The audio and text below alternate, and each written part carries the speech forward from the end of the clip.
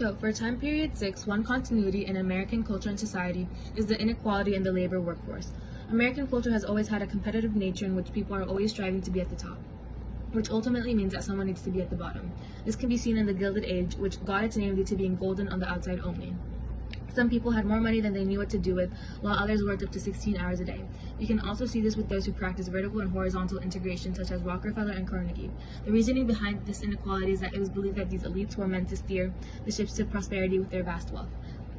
One change in American culture and society was the increase in international communication networks that came with major technological changes. You can see this with the government support for railroads, including the Transcontinental Railroad, which helped connect the U.S. together as well as tie markets together. You can also see this with the telephone. The telephone increased communications with Europe and revolutionized communication in America in general. Yes, this industrial shift in American culture is not completely new. There have been many technological innovations prior to these. However, this period of industrialization united the U.S. in a way that was never seen before. Moving on, one continuity in American culture and society is the mistreatment of Native Americans in the attempt to assimilate them into American culture. This can be traced to the discovery of the Americas, in which Christopher Columbus and his men stripped away their entire culture and forced them to learn their language and take part in their religion. In this time period, you can see this with the Dawes Act, which authorized the federal government to break up tribal lands by partitioning them into individual plots. The point of the Dawes Act was to assimilate Native American Indians into mainstream U.S. society by obliterating their cultural and social traditions, which can be seen multiple times throughout American history.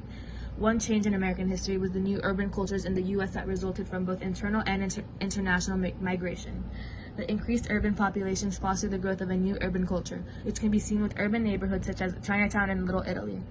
These ethnic communities all used the same language, ate the same food, revolved around the same culture, which provided immigrants with a sentiment of belongingness and familiarity. The entrance of these new cultures in America during this time period helped form the diverse America we live in today.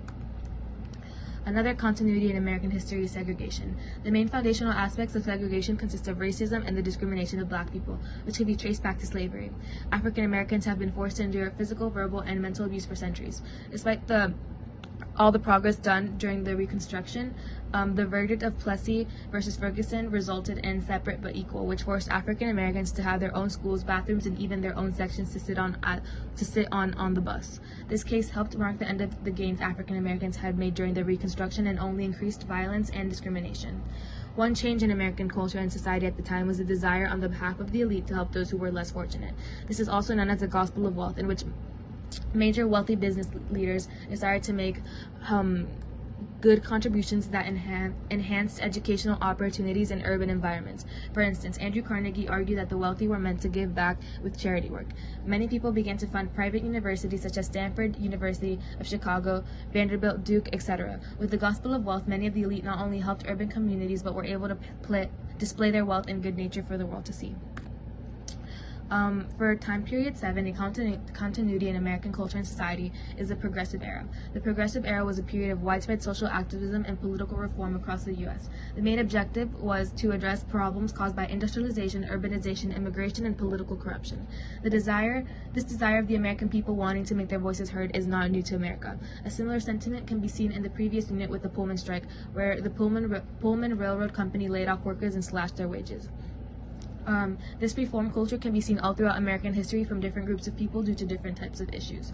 During this time, the majority of the U.S. population lived in urban centers. As a result of urbanization, America was immersed in intellectual, artistic, and consumer culture. There was an increase of art and theaters in the cities, as well as a newfound love for sports and shopping. Due to these new forms of leisure and an increase in consumer spending, employment also increased, meaning that this consumer culture had a positive impact on the economy.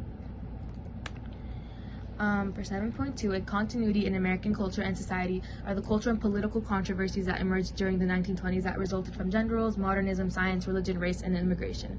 For example, the Scopes Trials was a trace that resulted from the violation of the Thames-Butler Act, which prohibited evolution to be taught at schools. This shows the strong influence religion had and still has on American ideals.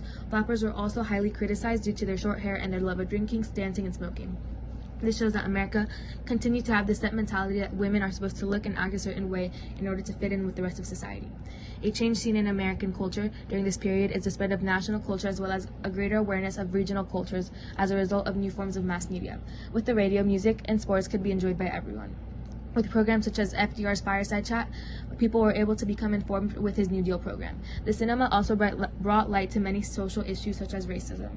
In most of these films, the importance of small-town values were emphasized, which was meant to appreciate the U.S. Evidently, these forms of mass media not only helped form an American national identity, but also introduced many topics of controversy in terms of values and morals.